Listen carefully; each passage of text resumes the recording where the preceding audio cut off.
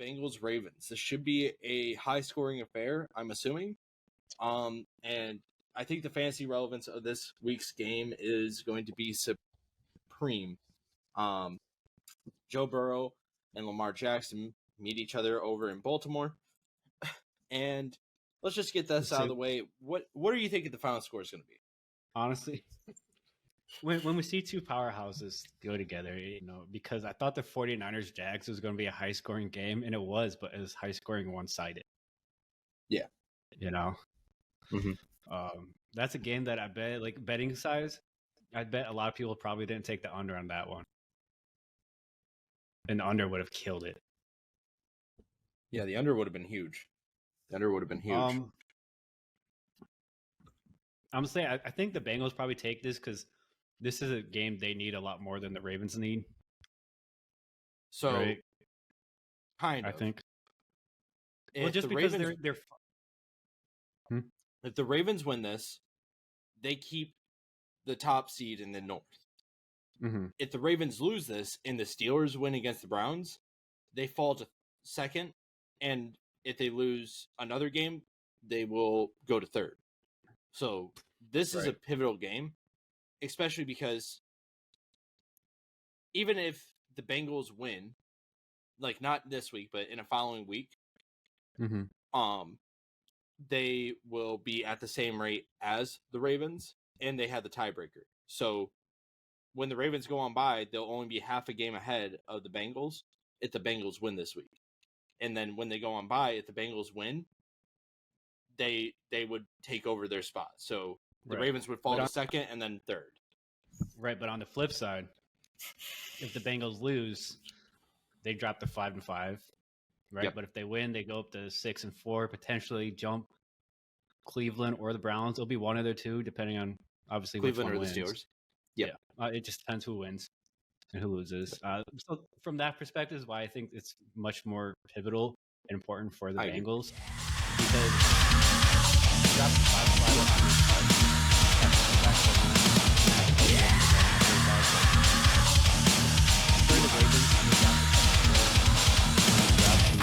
second place at worst, but they're not in fourth.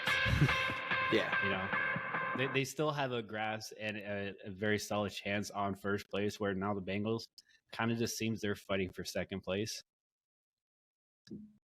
in a way. If they win this, then them getting up to first place is a realistic conversation. Right, but it's just because of the way they're playing, I don't know if they can beat the Browns. I don't know if they'll beat the Browns or frankly even the Steelers at this point. Right? That's fair. It's like any win they can get is crucial, because at this point their best chance at making the playoffs is probably as a wild card. Yeah. And because they got 2 dates with the Steelers this season still. Yep. So that's tough too. With that being said, I think it's an equal value worth game on both sides, because the Ravens lose this game, this could open the door to them going down to third place realistically off of one loss. So that's how it gets scary, because either way, if the Steelers and Browns win, either one of them, then they're going to claim second, right?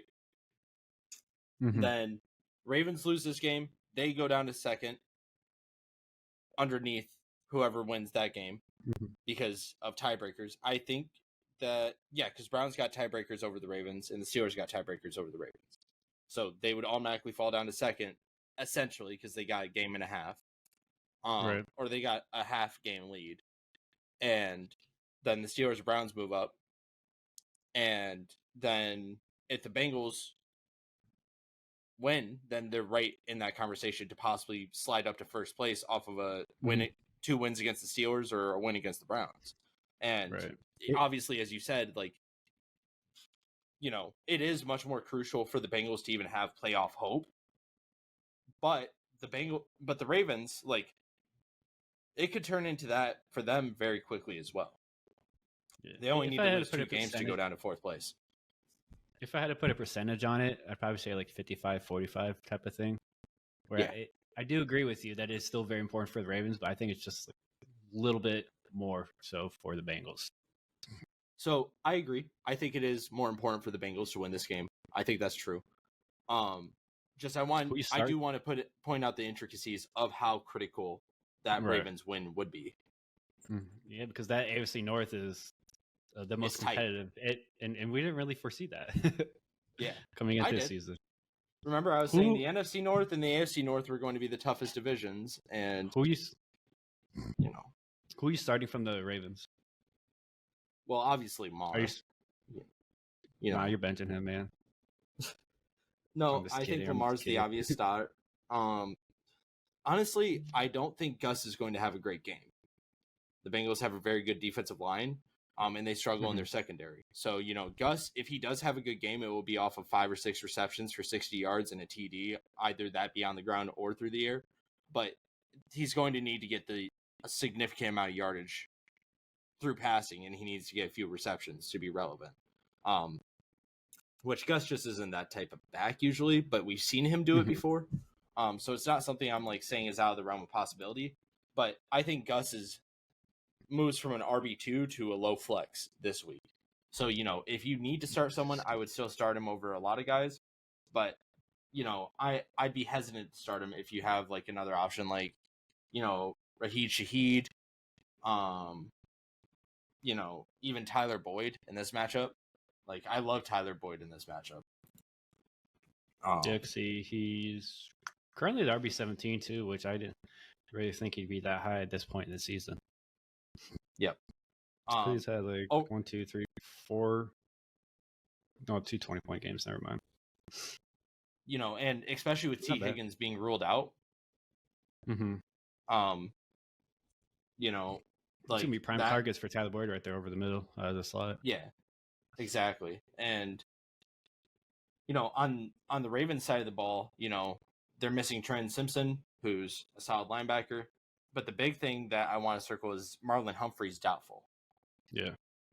And also they're missing Ronnie Staley. And so that's a big thing for Gus Edwards as well, and Lamar for that matter. Lamar, I think, is going to end up having about 400 yards this game. I'm going to call over 350 would be my call on it. I wouldn't be surprised if he goes over 350 through the air and on the ground, obviously. Yeah, I could see that. And okay, so I think that stat line is going to look somewhere around 350 total, 3 touchdowns total, and maybe even 2 turnovers. But, that's still very good for fantasy. All right. So start state question revolving around Gus Edwards. Gus Edwards or Ty Chandler? I'd have to go Gus because we know that he's going to be good for 50 points or 50 yards, not 50 points, excuse me. For at least 5 points. Yeah, no, right. 50 yards at least and probably a reception or 2. So, I'm looking at him as, a 7-point basement. And Gus just does have that potential to go and get a touchdown or 2 every game. So, he does have that boom potential, but I'm looking at him realistically at about 9 points this week. Gus Edwards or Rico Dowdle? I forget how to say his name. Gus Edwards. Gus Edwards, okay. Gus Edwards or Devin Singletary? Singletary. If Dameon Pierce doesn't play. Correct. Are you still starting? Would you still choose Devin Singletary even if Dameon Pierce plays? Devin Singletary's played really well. In his absence, yeah. Rush for career high 150 last week. Do you think... I don't know, man. That's a good question. Honestly, yeah. Fuck it. I don't think that they're going to give up on him yet. He's already proven that he's valuable. So, even if he doesn't get the same workload, I think he'll be better than Gus Edwards. Yeah, I'll say I think Singletary is only really worth starting if Dameon Pierce plays because then he's really going to get those 30 carries. And against a weak Arizona defense, you got to really capitalize on that. So then I would probably lean Gus Edwards at that point. But if Dameon Pierce plays, personally, I'm kind of staying away from him. So let me rival that. Because Dameon Pierce hasn't been playing well either. So maybe they do just continue riding the hot hand with the Texans. Yeah. So that's kind of what I was thinking. But even better, you pointed out a really good point. They're playing against a poor Cardinals defense. So, give the ball to each back about 15 times. like Devin Singletary on 15 touches, I could see going for like 80 to 90 yards and like maybe a touchdown. And even so, even if he doesn't get that touchdown, he might even get a reception or two out of the backfield, and that makes him more relevant than Gus Edwards. And that's a realistic stat line, I think. I could see him getting 70 to 90 total yards. So let's say 80 on 2 receptions. And let's not even throw the touchdown in there. You know, that's 10 points, and that's higher than what I think Gus Edwards is going to be. Even if that's fair. Damian comes back. That's even if Damian comes back. Okay, so would you consider starting Keaton Mitchell over Gus Edwards? Or are you kind of just staying away from that running attack? I could see it, but I like Edwards more. I feel like Edwards is safer. You know, that's why I'm willing to take Edwards over those 3 that you mentioned. Yeah, is because that's fair. Like, I feel like Edwards is safer, and I feel like Singletary is just safer than Edwards this week. Only because, you know, the Bengals have a sneaky good defensive line. It doesn't get talked about a lot, but their defensive line is really good. And the issue with the Bengals defense is their secondary. So, like, you know, they're going to be busy trying to keep Lamar contained. And, you know, they're going to have a spy over the middle. And the thing is with a spy is, like, when you're playing against a guy like Gus Edwards, you're going to have the mic pretty much one-on-one with the running back. You know, he's going to be watching for the option, and that's going to be your first point of attack on defense. So, you know, he's going to be watching that B gap. He's going to be watching that 4 and 6 slot specifically.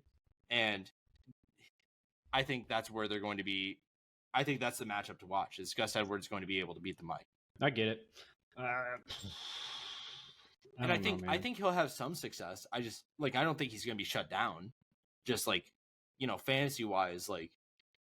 So it's kind of like a boomer bust play for you. Yeah.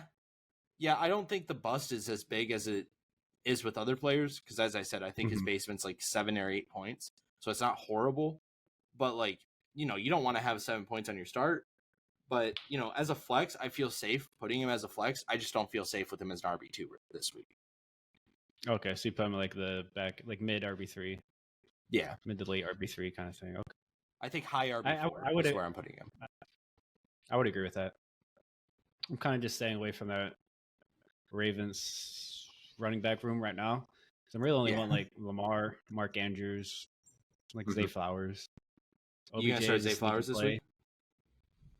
Oh no, shit. OBJ is a sneaky play.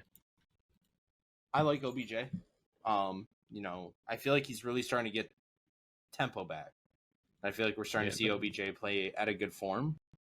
You know, the last few weeks, I think he's gotten at least 10 points every week, and I think he had a 25-point breakout. But I would start Zay Flowers, though. I think he could be a sneaky good play. I think Zay Flowers could be good. I think Zay Flowers would be good. So what about Aguilar? I think he's kind of more just like a shot in the dark type of player.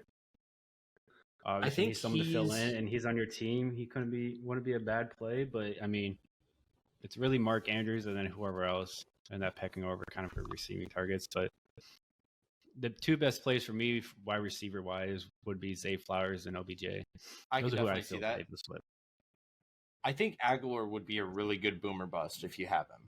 Like, he's not worth very much for trade value, but specifically this week, if you already have him, I would flex him, and I'd flex him over Gus Edwards personally, just because I think the matchup, like, it matches up well for him, because, you know, he's going to be matching up against, like, DJ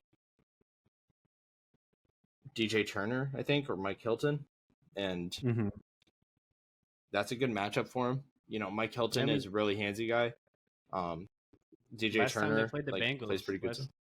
Last time they played the Bengals, he got 17.5 points. So, and like you said earlier, the Bengals got a weak secondary, so that's where it leaves a lot of room for the Ravens wide receivers to have good fantasy days and have relevance that way. Yeah, you know, like the thing is with Aguilar is he accelerates on like deep routes, and I think the Bengals are going to be forced to play in a spy set, so you're going to be playing like a soft zone over the middle, and that's where Aguilar eats, is in that soft spot in that cover 2 seam. Yeah, you know, Aguilar has made a career off of that and short receptions, you know, on like screens and shit, because he's got that speed. So I think Aguilar could have a day. He's my boomer Mm-hmm. bust player of the week. I think I'm with it. I think that's pretty much Okay. it on the Ravens side of the ball. Also, let's mention their defense. Roquan Smith already has over 100 tackles on the season, which is insane, and Patrick Queen has 84. So, not good enough. Just between their two middle linebackers, they already have almost 200 tackles. Pretty weak numbers, if you ask me. All right, real quick before we move on to the Bengals, then, since you said Aguilar is your boomer bust player, where do you think his ceiling is, and what do you think the floor is? I think his floor is 5 points, and I think his ceiling is 25. Okay. Like, I could see him going and getting a touchdown in like 100-yard game on like 10 receptions. So that's 26. Against this Bengals secondary, yeah, that's not impossible. Like, because like here's the thing, like let's go ahead and break down a game plan idea. Like, this is probably going to be the game plan the Bengals come in with. You got to shut down Zay Flowers and Mark Andrews, and you have to go ahead and make sure that Gus Edwards doesn't start shredding you, and that's kind of okay because of your defensive line. You kind of had that handled, and you're going to get pressure on Lamar, so you need to have a Mike over the top playing a spy, making sure that Lamar doesn't flood out. Mm-hmm. So you're going to be forced to do that. And, the Bengals play in a 4-3 set. So, whether it be their weak side or their strong side linebacker, they're going to be forced to play in zone coverage to make sure Mark Andrews doesn't get those easy curl routes. And the safeties are going to have to play cover 2. They're going to have to play a lot of deep coverage today or tomorrow. They're going to have to play significant coverage over the top. And there's going to be a lot of man-on-man matchups. So that's where OBJ and Aguilar can make a day. But the thing is with OBJ and Zay Flowers is they're going to be getting caught between, the starting two cornerbacks for the Bengals. So, they're going to be stuck right in between Awuzie and Taylor Britt, who like aren't elite by any means, but Taylor Britt, is starting to come into his own, and Mike Hilton seems like he's lost a step. So like, especially if Aguilar ends up matching up against Hilton, that's when you start to get that like really scary matchup for the Ravens. If he ends up matching up against DJ Turner, I still feel very confident about it because it's like he's just going to be able to beat him out. I don't think DJ Turner can keep up with Aguilar. I'm not usually very high on Aguilar, just specifically in this matchup. It's a really good matchup for him because of how the Bengals defense is going to have to game plan around the rest of the Ravens offense. And that's good for him. I think Aguilar is going to get open on a lot of routes, and if he gets seen, then he's going to get like 10 catches for 100 yards and probably a touchdown. I wouldn't be surprised if that was the stat line. Right. I could see it. Okay, so from the Bengals side of the ball, who you feeling confident in? Who you feeling not confident in? I'm feeling really, really confident in Tyler Boyd. I am. You think he's going to eat up a lot over the middle? Yeah, I think he's going to get a lot of stuff over the middle, but also with T. Higgins being down, I wouldn't be surprised to see him get like spider routes on Y. The Bengals are probably going to be running trap X the Ravens are probably going to be running a little bit of trap X. We see them do it consistently week in, week out. So trap X, being double on Jamar Chase, make sure that Jamar Chase doesn't get out of control. And Jamar Chase isn't having that great of a season. This would be a good game for him to get back into tempo. Tyler Boyd, I am very confident in. He's been having a killer year, and especially at that Y position. It looks like they're starting him at Z, but they might start him at Y because Iazolves is down. I can't fucking say his name. They got three wide receivers. Yeah, they got 3 players out right now, or 3 wide receivers. Yep. So they got Jamar Chase, Trent Irwin, and Tyler Boyd. Yep. Are going to be the healthy ones. So they're going to be hurting. And probably going to be leaning on those tight ends. So tight ends like Drew Sample might be worth the start. Do you think Irv Smith is going to get work? He probably will too. I think Irv Smith's a lock for 5 points at least. I think between the two, if you're only going to be starting one, you kind of just got to go who you like more. Yeah. Kind of thing. I think that's just what it's going to come down to because they're both going to get work, but who's going to get that touchdown? Mm-hmm. Joe Mixon, I think, is going to be a big deal. Yeah, especially in the running, or not the running, the rushing side. They might try and swing him out more, put him out in the slot, especially with how thin they are at wide receiver. I think that's very plausible that they do that. Yeah. Joe Mixon does make people look like fools when they go into empty, and he runs like a little skinny route. He's done it a couple times this year where he just breaks out like a 30-yard reception. Yep. So I wouldn't be surprised. Mixon is a good back. I'm looking at this Bengals team, and I just don't know if they can overcome the Ravens. I really don't. It as cliche as it is to say, it kind of just depends on what Bengals team shows up to play. Yeah. Right? Because they are better than their 5-4 record currently, but in all of their losses, you're like, what are you doing? Some of their play design just looks ugly. Their play calling in those losses, especially, I don't think we're good. Yep. They made a lot of mistakes, bro. Had some interceptions. They had some fumbling problems too as well. So in those losses, they basically just beat themselves. Right? So do they play mistake-free ball this game? Probably not. Ravens probably going to get an interception or two, but can the Bengals overcome that and not let that just get to their head? Yeah. I think that's going to be very telling. It is do or die for the Bengals. You're right. It is do or die for the Bengals. If they lose this week, they're sitting at 5-5. It's an ugly AFC conference, not just the North, but let alone their standings in the North. They need to get this win to move up to 6-4 and have a real chance at that playoff spot. And also, that knocks the Ravens down to 6 or 7-4, and it gives them a chance to go and win the division.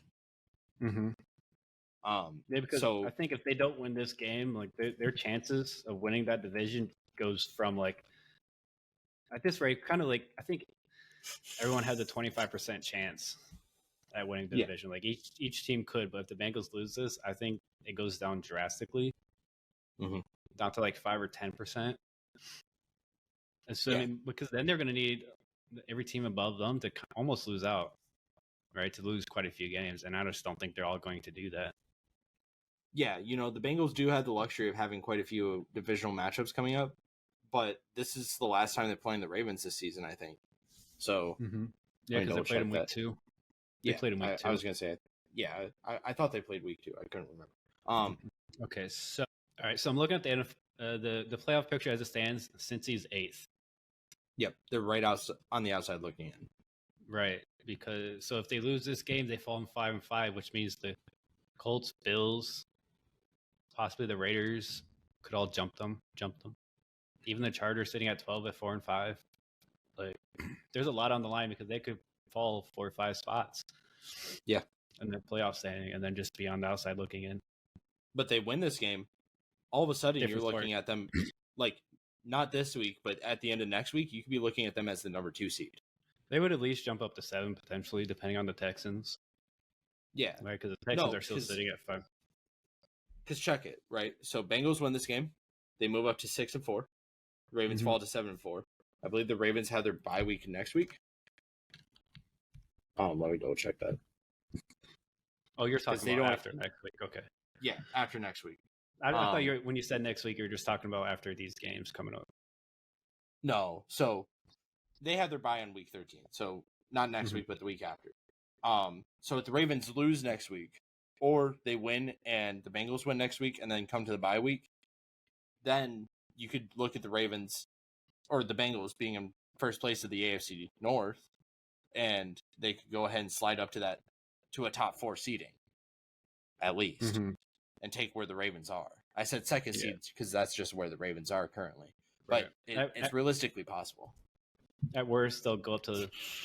At worst, they'll be in the top 7, right? At the 7 or 6 spot at the worst.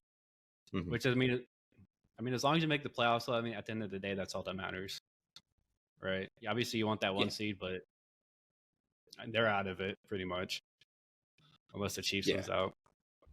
Yeah, the Chiefs need to blunder to lose that first seed at this juncture. Yeah, I would agree. But and we'll get into that game a little bit more later because they played the Eagles, so that's going to be a good game. Yep. So, all right, what is your final prediction?